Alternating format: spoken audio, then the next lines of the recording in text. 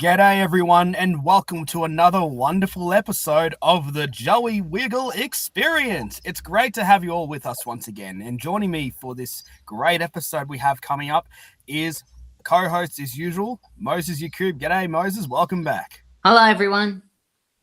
And what an occasion to be back, Moses, because the guest we have on today is one of the greatest, if not most important figures in children's entertainment in Australia. There was a time, ladies and gentlemen, before the Wiggles, that there was one man who sang a song all about Mr. Cricketty Kane, food songs too, about spaghetti bolognese and toffee apples and newspapers and juicy green grass and many, many more. He is a legend of children's entertainment in Australia. Please welcome to the podcast, the one and only Mr. Peter Combe. Good evening. Good evening. Good evening to you both. It's great to have you, Peter. And like I said, it's an honor to be in the presence of quite literally a legend in Australian children's entertainment. Thank you. How does it make you feel just hearing that title as well? I mean, because obviously you've played such an important role. I mean, particularly in the 80s and 90s when it comes to children's music. Yeah. How does it make you feel looking back on that? Oh, good. Well, I mean, there wasn't back in the 80s. People weren't writing new songs for children, and I started doing it in the early 80s, and I realised that no one was doing it. I mean, I say no one who was certainly well known, and then I started doing that in about 1981, and then 87. Toffee Apple was taken on by the ABC, and it sort of turned into a video clip, and it sort of started from there really. It became a massive hit, and that started me doing lots of national touring, and then Newspaper Mama, and then of course the Chopsticks, the Christmas album, live in concert, and it's been great fun. And you've got such a repertoire of songs. I mean, they're so catchy, memorable, but also the style that you do it in makes it very, very funny, and it's something that. I'm going to be honest. We don't see a lot of that today, and I just wish we saw more of that because it's really funny to listen to. I remember growing up as a kid, and I remember watching the very funny Peter Combe video show, which was a video all the way back in the 80s, 90s, and seeing all of this like funny singing and like just wacky actions, and just thinking like, that was so funny. I just wish I saw more of that today. How does it do you try to when you perform for kids, how often or how important is it to try and get their attention? Because I think that's the other thing you've mentioned before, is trying to make sure that you have their attention as well. Well, when you walk into a concert hall, you've got kids' attention straight away, but of course the tricky thing is maintaining it. And you've got, say, 50 minutes or 55-minute concert. You've got to really know what you're doing to maintain the interest of your children's audience. And you can do it in school. I do a lot of school shows as well as public shows, and it's quite special having like 400 or 500 kids in a big school hall and performing for them. But you've got the concert has a number of gears. You usually start off reasonably slowly, and you sort of gradually speed up as you go along. But you've got to always keep an eye out for the audience. If your audience is getting a bit restless, you would normally maybe throw in a couple of action songs or sing-along songs. But it's a matter of just being very aware of what your audience is doing. So you can do serious songs, you can do funny songs, you can do action songs. Most of the serious songs I would tend to do at the beginning of the concert when children's attention spans are at their highest. So, but then as I go along, usually I finish off with the best known ones, like Wash Your Face in Orange Juice, Newspaper Mama, etc., etc. Yeah, because it's a good mix of music as well, because you do songs, like you said, that involve a lot of actions, and then there's others that are very calming and very soft and lovely, like Music of the Day. Yeah, that's right. Music of the Day is one that I often do in my Fringe shows in Adelaide. Do you know about the Fringe in Adelaide? Yeah, we've heard of the Fringe Festival in Adelaide. Yeah, I heard it's very. I mean, I haven't been before. I'd love to go. It's huge. You ought to come over in March. I mean, people say nothing happens in Adelaide. Well, come over in March and try, try and say that. It's like Yeah. it's the Fringe is the biggest arts festival in the Southern Hemisphere. It's huge, and every Yeah. year over 1,200 acts perform, and I do it every year. I'm doing seven shows this year, and we have these lovely venues. One's called the Garden of Unearthly Delights, which I always perform in, and the other one's called Gluttony. And in the garden there's about like 15, 20 venues, and in Glutton there's another 20 venues. So it's quite an amazing festival. It's the second biggest fringe in the world, and I said the biggest arts festival in the Southern Hemisphere. Yeah, I mean, I'd love to go. Obviously, I have to pick a time to really also be able to afford to go to Adelaide. I'm not that far. I'm in Melbourne, so I think it's pretty close to Yeah. in terms of what it's like in the arts. You can drive over. You can drive over in Yeah, a just day. drive over. Yeah, Yeah. not that far. Mm. But when you do your shows, because you've been around, because you performed for such a long time, for like over 40, nearly even 50 years. I'm not sure. I mean, it's quite a long time when you look Yeah, back. I think this is my 43rd year. 43rd. Wow. Wow. 43rd year, yeah. I And you're Crazy. still started. going strong today. That's Yeah, still going strong. I started doing this in 1983. I was teaching for a couple of years before that, but I also had a career in England as well. I was on a television series called Music Time, which I Oh did yeah. in 1977, 78, 79, and 1980, and that's when I came back to Australia. Part of me wished I hadn't. I wish I'd stayed a bit longer, but you can't change what you do. And if I Mm. had come back later, maybe I wouldn't have had the career I've had in Australia. But it was it's been wonderful. I still enjoy it enormously. Well, because it's interesting when because I when I read about you, it was interesting to see that because for you, how would you say you were first inspired to get into music? Because obviously you've been around for a very long time and performed Yeah, in and like you said, because you've lived in Adelaide and yeah. performed at festivals all the time. Was it kind of like the dream to become like a really famous folk musician like Yeah. Simon and Garfunkel?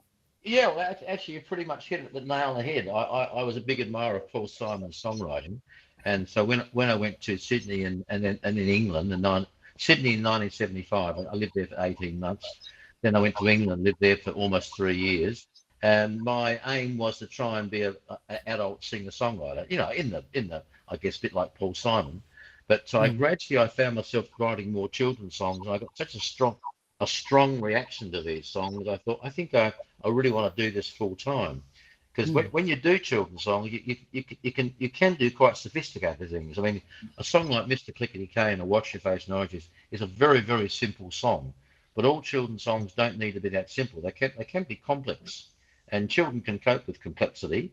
So I've done a mixture of the simple songs like Clickety Kane. Newspaper Mum is reasonably straightforward. Juicy Juicy Green Grass, Spaghetti Bolognese. But I've done recent songs like Quirky Berserky, the Turkey from Turkey. Sun Comes Up, Sun Goes Down. That's a song about climate change. Yeah. Planet Earth from the And sun. another silly song called Ting Tang Ting Tong. And there's also a couple of quite complicated songs. I've done one called All of the Dinosaurs, a song about dinosaurs, and another one called The Planets. And they're both quite sophisticated songs. So you don't have to be just two chords in a song. You can be quite sophisticated, and children will absorb that and they'll enjoy it.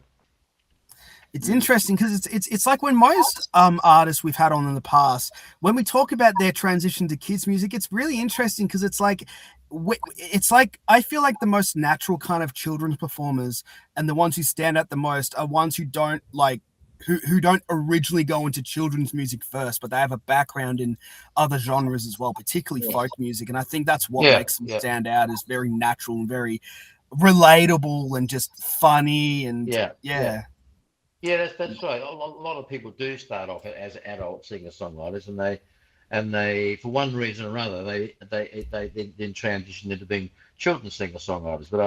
But I also love it because you can do silly stuff and you can do really serious stuff. You can do simple stuff, or you can do complicated stuff, and you can do all sorts of styles of music. And I've done jazz, I've done rock, I've done folk, I've done a cappella, I've worked with orchestras. I did a huge musical about 30 years ago, based on the famous book Snugglebot and Cuddlepie, and that's the biggest thing I've ever done, with a full symphony orchestra, 18 soloists, and a massive choir of 120 voices, plus 18 soloists. So, I guess that's the biggest thing I've ever done. But it was a wonderful experience. Must have been wonderful. Did you how did you feel when because when you started getting into children's music, like obviously it takes time to build the songs and the repertoire, but then when it got to the point where they got in contact with you and said, hey, we want to promote one of the songs from your album and record a music video, how did it make you feel? Because I think you might have mentioned it was the first in Australia, the first. I think Toffee Apple was the first children's video clip that got played on television. It was made in 1987. It was one of those things where I went to the head of ABC, a lady called Diana Manson, who was head of ABC for Kids in those days.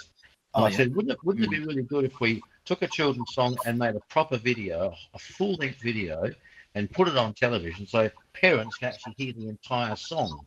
Because radio stations don't play children's music. I mean, there are a couple who do these days, but back in those days, no radio station would play children's music. Anyway, Diana Manson did that and made a full-length video clip of Toffee Apple and put it on television on a daily basis, and just it kind of almost like went viral. Became a gold album very quickly, and then a platinum album, and people got to hear the entire song, which was fantastic. And it even won the inaugural Best Children's Album at the ARIAs. How crazy! Yeah, won the first ever children's ARIA back in 1987. Yeah, that's right. I do have a question. Throughout your time when you were songwriting for like children's songs, one of the biggest contributions you'd made was with Play School. Now, what was that experience like in writing some children's songs for the program back then? Yeah. What about it? What was the question? Oh, like what was it like? What was the experience around the songwriting for Play School that you did? Well, it was just my Play School songwriting. I mean, I didn't write specifically for Play School, but I get a bunch of songs that I sent to them. And the first song I ever sent to Play School is been going for the last 50 years. It's a little song called "I Can Run as Fast as You." And it simply goes, I can run as fast as you, I can run as fast as you, I can run as fast as you, running on the spot. Again, it's a very, very simple 2-chord song, which Play School have been using that for the past literally 50 years. It's on. It's always on. You'll hear it if you listen to Play School enough. You'll hear it eventually. And so that was fun. There's another one too. Yeah, I was going to say, Peter, there was another one too, which I was surprised to learn it was actually a song written by you as well. Yeah. But I remember hearing it frequently on Play School. It was rhythm. Everybody's got a little rhythm. I couldn't believe you wrote that song too. That's crazy. Yep. No, I wrote that one as well. And Play School have actually adapted some of the words to that, but that's my song. And they would have received that probably a little bit later on, more like the late 70s when they first got that one. But again, they've been using that one ever since too. So it's nice. It's as a songwriter, it's lovely to have your songs being used, because that's what you write songs for, so people enjoy them, and other people can sing them as well as me. And obviously, like, because you've been writing these songs for so long, most of them would have already been written based on your experience as a primary school teacher. So during the time as a teacher, you would have been writing these songs. Primary teaching was a very good background to write songs, and I did write quite a few songs when I was teaching. I mean, Spaghetti Bolognaise is a good example of a song I wrote when I was teaching back in about 1981. And it's based on a real experience of watching a couple of kids in the schoolyard playing marbles, and that ended up in the song "Unlike a yo-yo craze, unlike a marble phase." So that came into the song, and so the songs are like that. You see things, you hear things, and you get the idea, and then you write the song. But often you don't even remember why you wrote a song. I mean, people often ask, "How did I write Mr. Cricketty Came? Wash your face in orange juice?" And the honest answer is, I don't remember. It happened. I just don't remember how I wrote it. One of the most famous children's songs in the country, and you don't remember? That's crazy. that's not uncommon. If you ask a lot of songwriters how they wrote a song or where they were, they often won't remember, because I've written over 400 songs, and of course, Cricketty Cane or Wash Your Face in Orange Juice is an old song. It's about 42 years old. So I can remember the room in the house I was when I wrote it, but I can't remember why I wrote it. But that's the same with lots of songs. You don't remember why you did. I don't remember why I wrote Newspaper Mama. I do remember. Well, you mentioned you wrote it in an hour in a previous interview, which I find unbelievable. Newspaper Mama was a very quick one, and some songs are like that. Occasionally, you get a song you write it comes very fast, and that's not often. Most songs take a long time because you do your own editing. You change words, you change choruses, all that kind of stuff. But Newspaper Mama came very, very quickly. Again, I don't know why. It's the mystery of songwriting. And I'll give you a good example of a very famous songwriter, Bob Dylan, who wrote the famous song "Blowing in the Wind."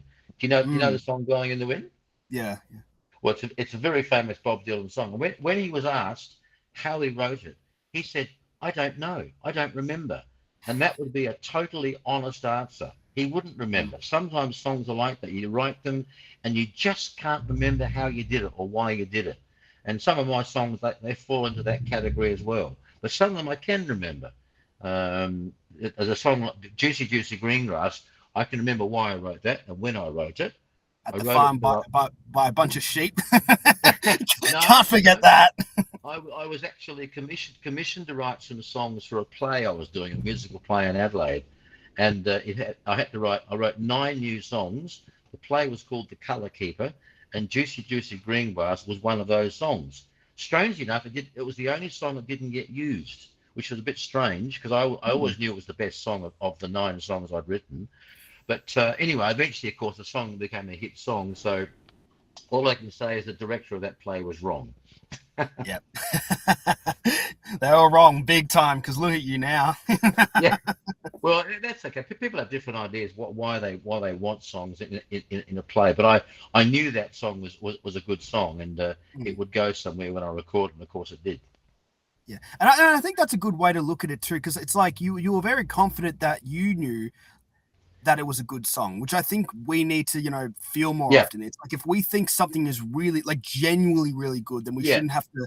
I think Stan Lee made a quote about it at one point when he was talking about people declining his idea of Spider-Man. He was like, "No, I really like this idea, and look at it now." I think people just need to be more confident in what they work with, and if they really enjoy what they do, then they should just Well, I think as a songwriter, you know yourself whether the song's any good. It's part of being a good songwriter. You need to know whether the song's any good or not.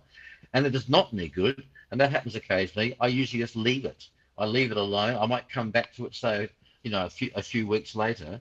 But if I still can't get anywhere with it, I just leave it.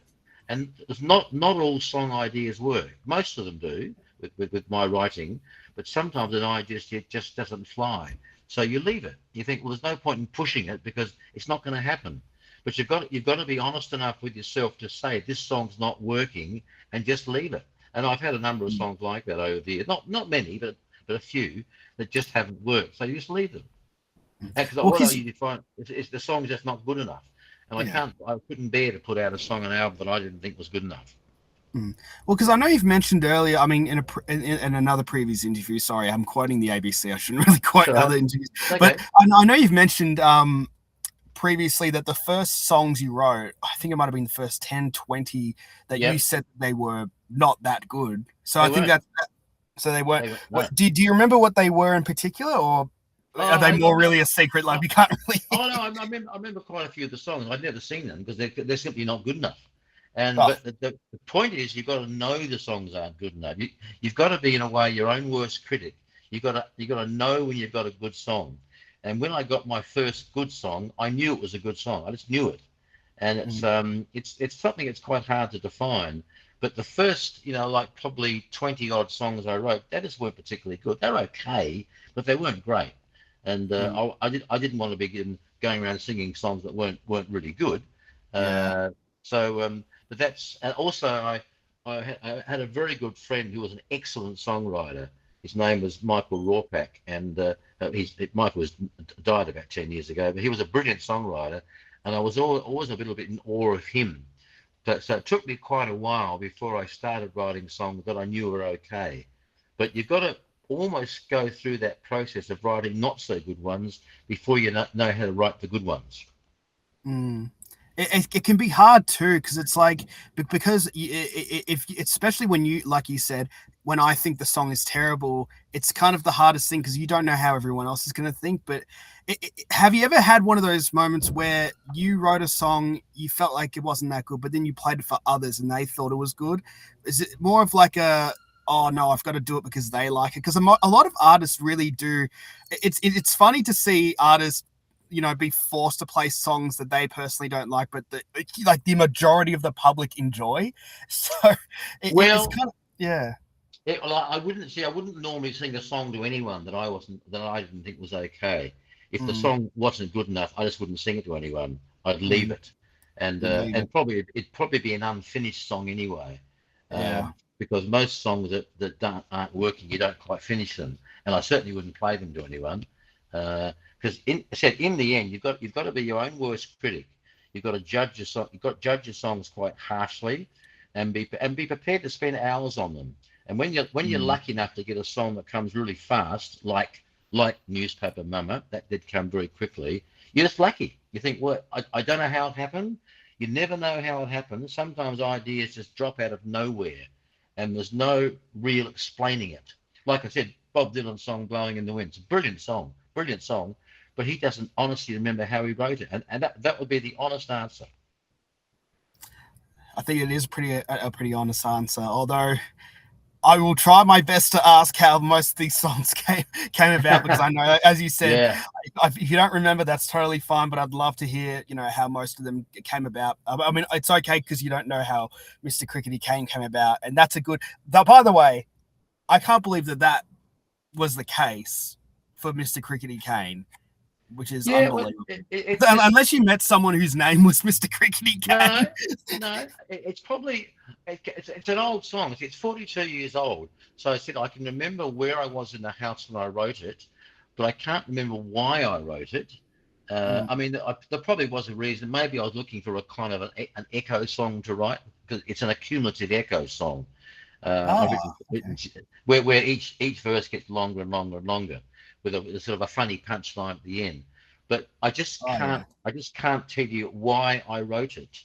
And that's probably the same with most of my songs. If I looked at all my catalogue, I probably can't tell you why I wrote lots of them.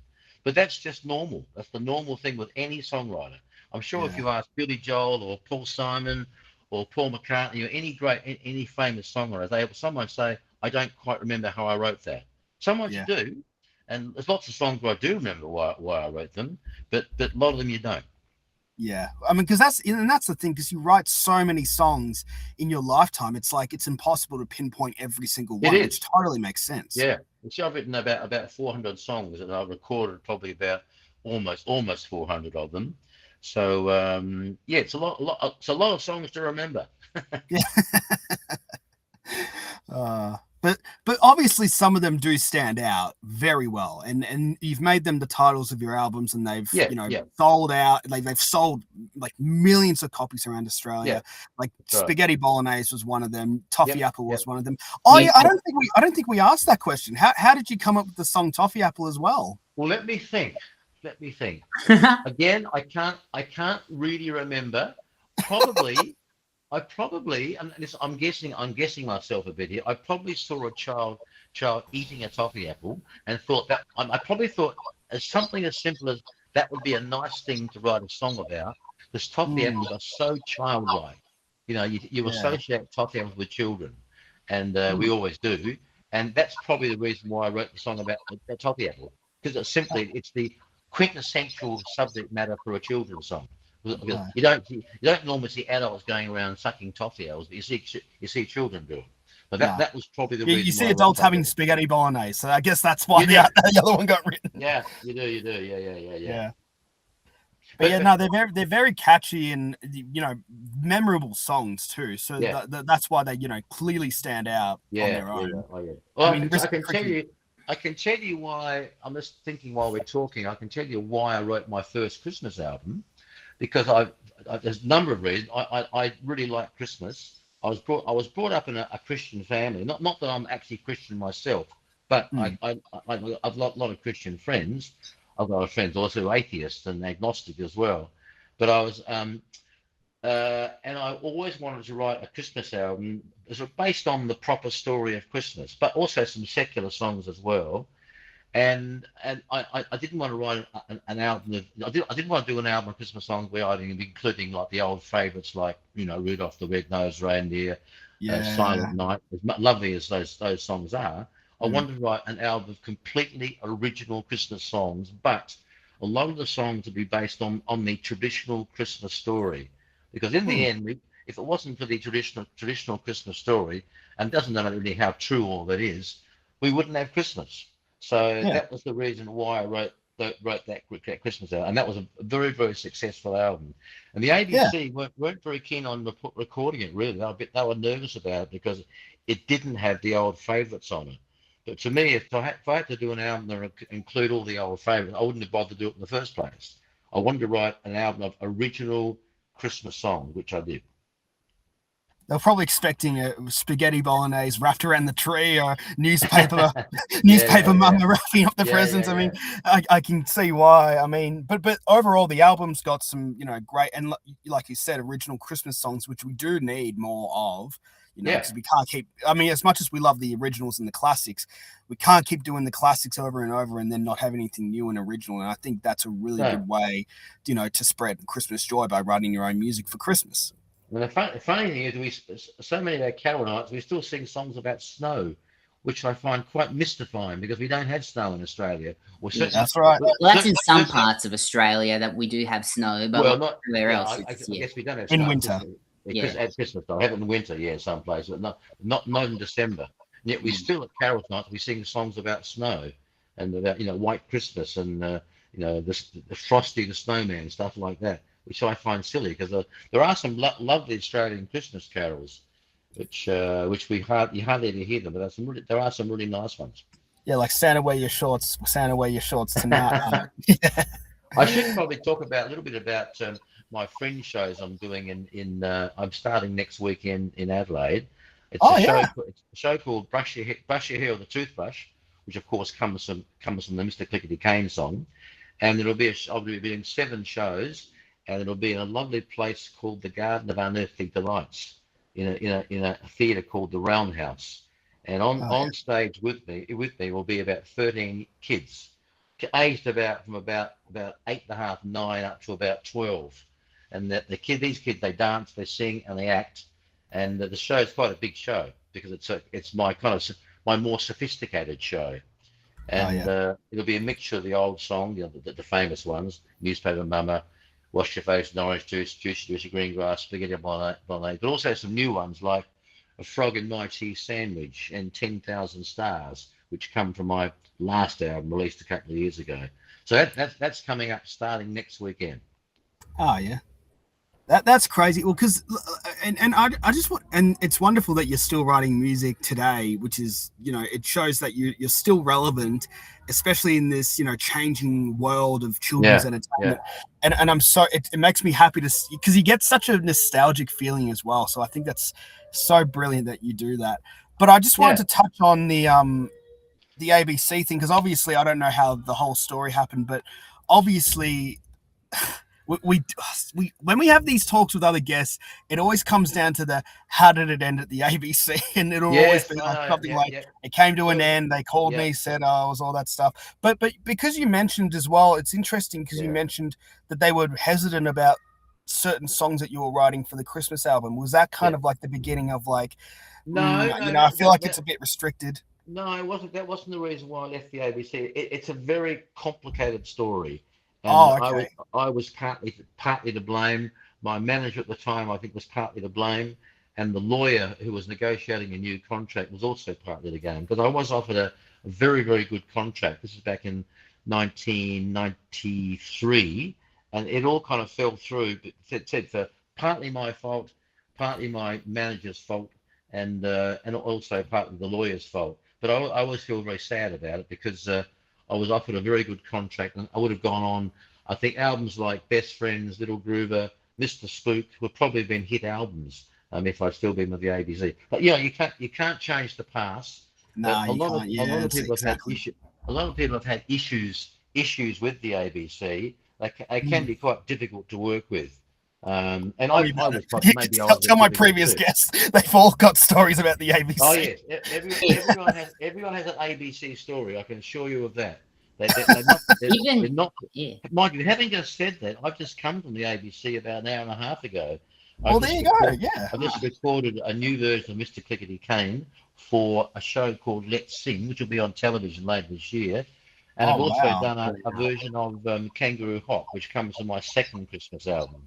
So yeah, the ABC does some great stuff, but they occasionally do really stupid stuff as well. And one stupid thing they did with me was I had a radio program called Tickle Pop, which was made in Adelaide back in 1989, 1990, 1991. We made about 420 episodes, 10 minutes long each. It was a lovely, lovely, lovely little program, very popular, and the ABC just dropped it, which is one of the most stupid things I can recall the ABC have done. It was very popular, and it was the last ever children's radio program the ABC made, which was really quite sad. And there was no good reason why they dropped it. They just did. So that was an example of one of the dumb things that they've done in the past. But they've done some great stuff as well. So without a doubt. And it's not, and like I said, this isn't like an attack on the ABC because no. They pretty much made our childhoods in Australia. Like without them, I don't know who we would have looked up to. I mean, we've got so many great acts. Anyway, yeah, I mean, but outside the ABC, we've also had other children's artists that we really looked up to. But the ABC were the biggest priorities that we had. That's right. They were the only ones who really expressed any real interest in children's music, and even that only started, I guess, back in when I started doing stuff, and also Don Spencer as well. Because Don Spencer had a hit album called Feathers, Fur, and Fins, and that was a video clip as well. And Don and I have remained very good friends over the years. And Don's doing really well. I'm glad to see him still going. Yeah, no, he's a good guy. We've been good friends a lot. I mean, I'm friends with lots of them. I'm good friends with Justine Clark. She's a lovely lady, and she's very talented. She's just a really nice lady. And but I'd love to. Things have been different with the ABC, but you can't change the past. The past is the past. Yeah, exactly, Peter. Listen, guys, I have to go. Actually, I've really got to go. So I might. Oh no, that's okay. I think call it quits here. Yeah, but no worries. Very nice to talk to you. Very nice talking to you, Peter. But before you go, Peter, before you go, on behalf of all of us, we were just wondering if, to wrap up the show, you could do a quick verse of your very iconic Mr. Cricketty Kane. I can do one verse. All right. When Mr. Cricketty came, a place is in the game. All the kids in the street. Hang on, someone's playing ukulele with me. I'm accompanying you with it. Yeah. Give me the first chord so I can sing in the same key. What's your first chord? I'm gonna do the first chord. I'm gonna start with A. When Mr. Cricketty came, the lazy silly game. All the kids in the street, they like to do the same. Wash your face in orange juice. Wash your face in orange juice. Bum, bum, bum. When Mr. Cricketty came, lazy silly game. All the kids in the street, they like to do the same. Short version. That's it. Yeah. That was brilliant. Lovely to talk to you, and hope it turns out well. Thank you. Thank you so much for taking the time to chat with us, Peter. My pleasure. Nice to talk to you too. Nice to talk to you. Bye bye. Take care. Take care, Peter. Bye bye. Bye bye.